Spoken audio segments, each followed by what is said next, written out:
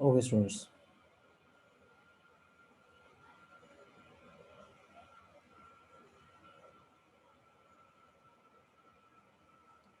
अब हम आज करेंगे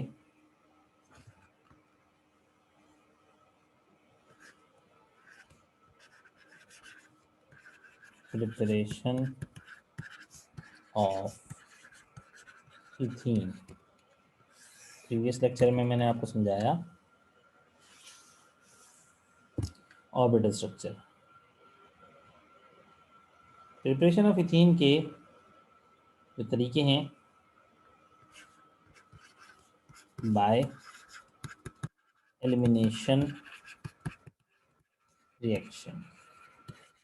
एलिमिनेशन का मतलब होता है किसी चीज़ को निकाल देना। जैसे अगर मैं आपको एक आसान सी एग्जांपल दूं कि हमारे पास लेट सपोज एक अल्केन है, इथेन। आपको पता है कि इथेन क्यों कह रहा हूँ, क्योंकि कार्बन और कार्बन के दरमियान सिंगल बॉन्ड है। इस इथेन पे दो सब्स्टिट्यूएंट्स लगे हुए हैं, एक्स और वाई।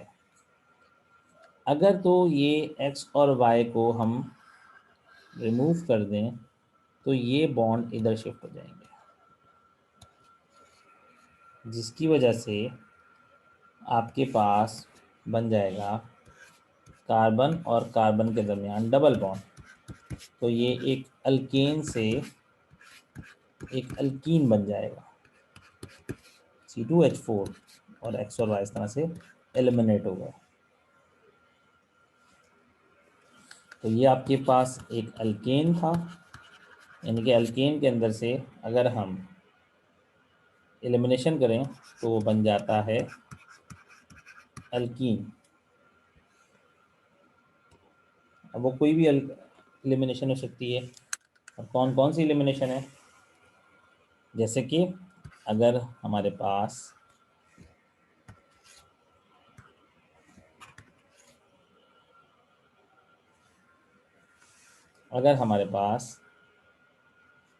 कार्बन के ऊपर लगा हुआ है H और OH, और आप ये जानते हैं कि अगर H और OH है तो उसका मतलब अल्कोहल है, यानी कि ये कोई अल्कोहल हो सकता है, होमोलोगस ऑफ अल्कोहल। इसको हम दो कार्बन है तो एथेनॉल भी कह सकते हैं।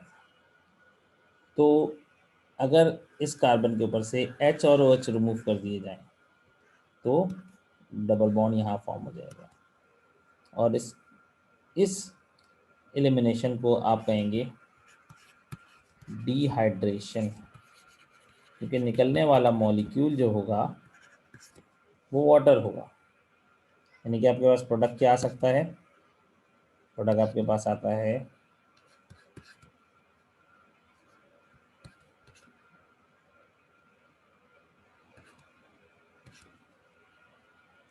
एक अल्कीन और उसके साथ साथ H2O वाटर, इसलिए इसको डिहाइड्रेशन कहा गया। अगर किसी अल्केन के ऊपर से हम हाइड्रोजन और हेलोजन, Cl एक हेलोजन है, इसको रिमूव कर दें तो ये एलिमिनेशन कहलाती है डी हाइड्रो हेलोजिनेशन। इसमें भी आपके पास बनने वाला जो मॉलिक्यूल होगा वो एक इथीन बनेगा, क्योंकि जब ये हाइड्रोजन और हेलोजन रिमूव होगा तो ये डबल बॉन्ड यहाँ फॉर्म होगा। इसको कहेंगे डी हाइड्रो हेलोजिनेशन, यानी कि हाइड्रोजन और हेलोजन का रिमूवल, और आपके पास बनेगा एक अल्कीन और इसके साथ बनेगा वाटर। और अगर आपके पास दो हेलोजन लगे हुए हैं कार्बन के ऊपर, तो इनके रिमूवल से भी डबल बॉन्ड फॉर्म हो जाएगा।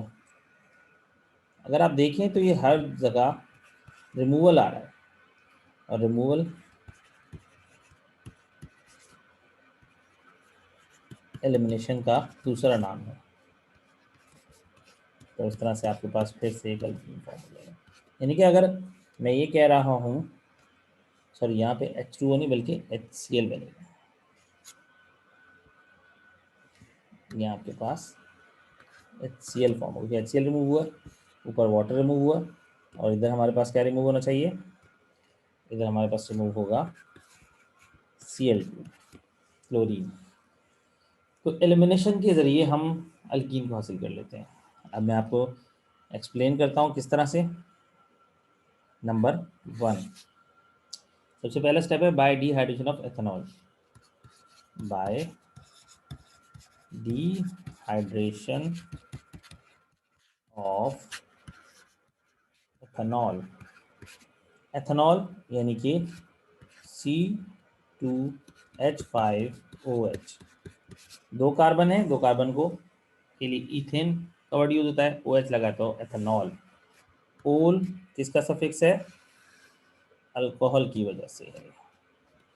ओल जो आ रहा है वो अल्कोहल की वजह से आ रहा है।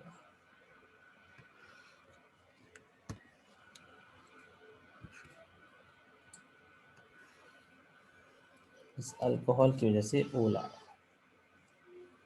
ठीक है स्टूडेंट्स, अब क्या होगा देखें।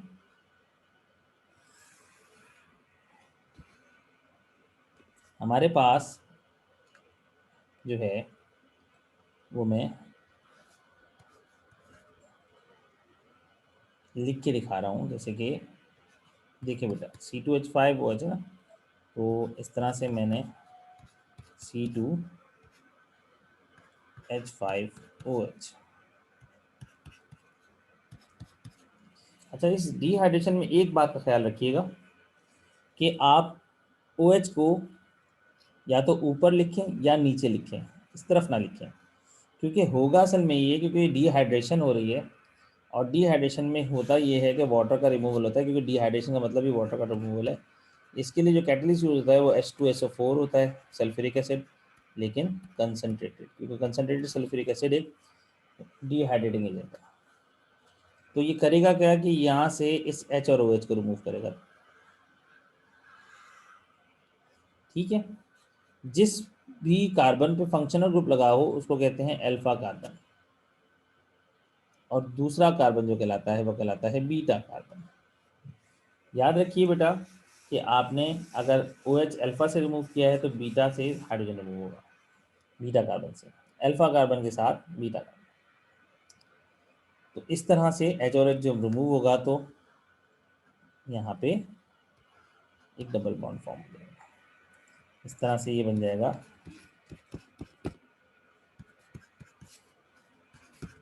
इथीन, और क्या निकलेगा यहाँ से H2O, वाटर।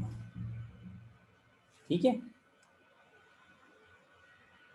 तो इस तरह से हमारे पास एथेनॉल से इथीन बना, जो कि एक डिहाइड्रेशन का रिएक्शन था। नंबर 2 आपके पास आ जाता है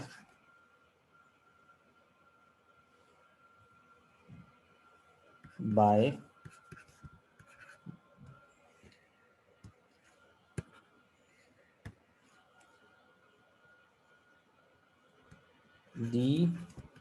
hydro halogenation of ethyl chloride. Ethyl chloride यानी कि C2H5Cl। अब Cl लगा दिया ना मैंने, पहले OH लगा था, अब Cl है तो इथाइल क्लोराइड कहलाया। अब इसके अंदर क्या होगा, बिल्कुल वैसे ही, लेकिन इस दफ़ा हमारा रीजन डिफरेंट होगा। इथाइल क्लोराइड बनाऊंगा तो कार्बन, इसके साथ लगा दीजिए हाइड्रोजन, इधर गया Cl जिस कार्बन से अटैच होगा वो कार्बन अल्फा कार्बन हो जाएगा, और उसके साथ वाला कार्बन बीटा कार्बन हो जाएगा। इसमें हम जो रीजेंट यूज करते हैं वो होता है हमारे पास KOH, और ये कहलाता है अल्कोहलिक।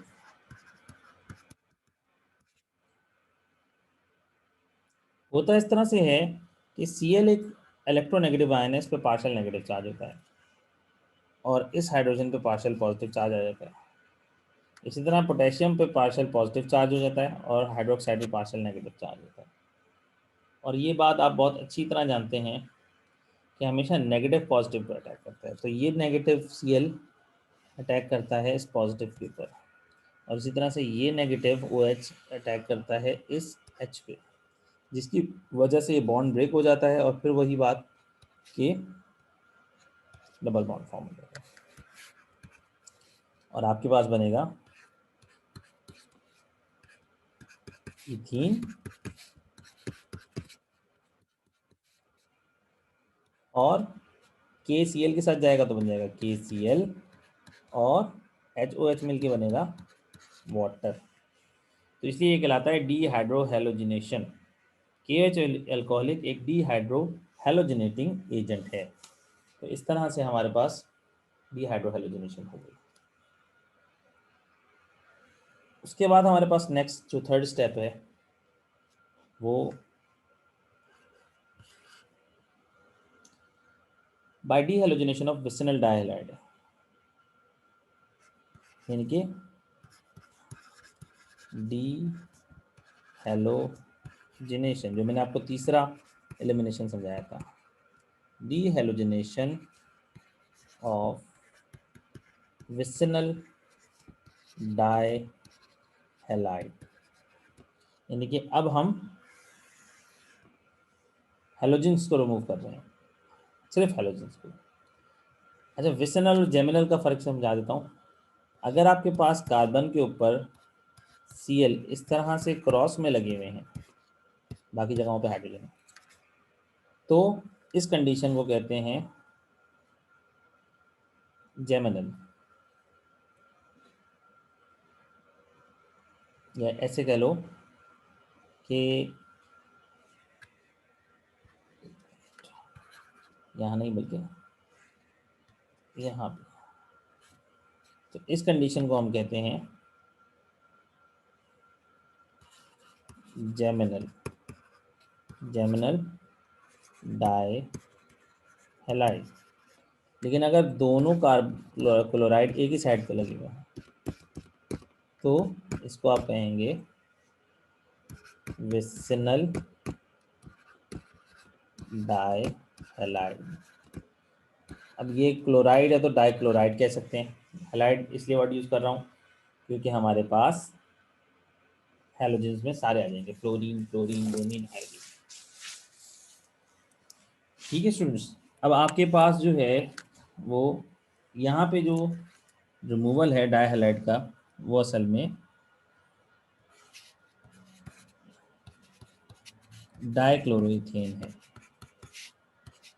इथेन है जिसपे 2 Cl लगे हुए हैं। ठीक है, अब इसमें होता ये है कि इसमें हम जो रिएजेंट यूज़ करते हैं वो कहलाता है जिंक डस्ट,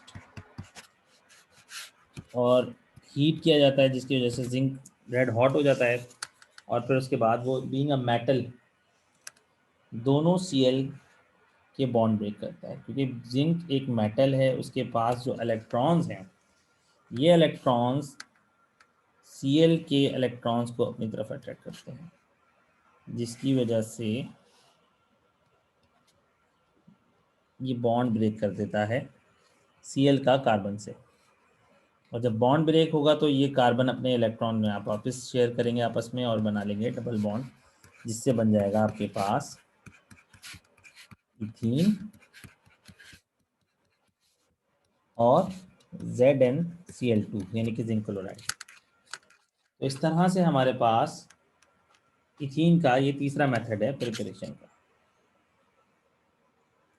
उसके बाद जो चौथा मेथड प्रिपरेशन का आता है वो आपके पास है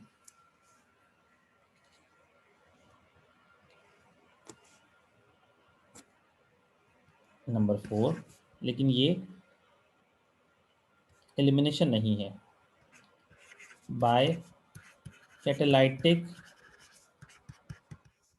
हाइड्रोजनेशन ऑफ इथाइन।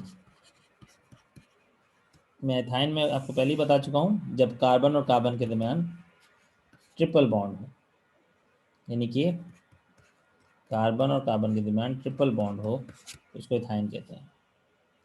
बेटा असल में इथाइन जो है कार्बन और कार्बन के दरमियान ट्रिपल बॉन्ड है, तो इस केस में हम अगर हाइड्रोजन प्रोवाइड करें in the presence of catalyst जो कि निकल है, और टेम्परेचर तकरीबन 300 डिग्री सेंटीग्रेड है, जो कि हाइड्रोजन के बॉन्ड को ब्रेक करता है और हाइड्रोजन एटॉमिक फॉर्म में रिएक्शन कर जाता है इथाइन से, क्योंकि इथाइन एक अनसैचुरेटेड हाइड्रोकार्बन है। तो आपके पास बन जाता है इथाइन से इथीन, यानी कि हाइड्रोजन ऐड हो गए। ठीक है, एडिशन रिएक्शन हो गया और इथाइन से ये आपके पास बन गया इथीन। लेकिन होता असल में कुछ ऐसा है कि इसके बारे में ये कहा जाता है, this is not a good method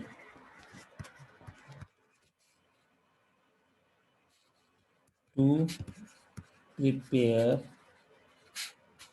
ethene, prepare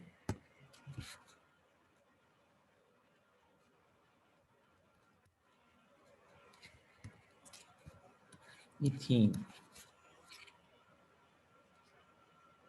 because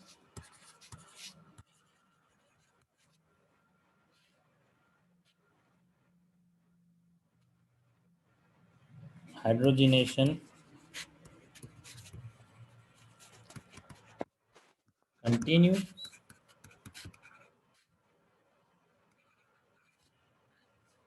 and final product final product will be ethane. यानी कि हम चाह रहे हैं इथीन बनाना, लेकिन क्या है कि हाइड्रोजनेशन और हो जाने की वजह से वो इथीन के बजाय इथेन बन जाता है। Okay students, that's for all today.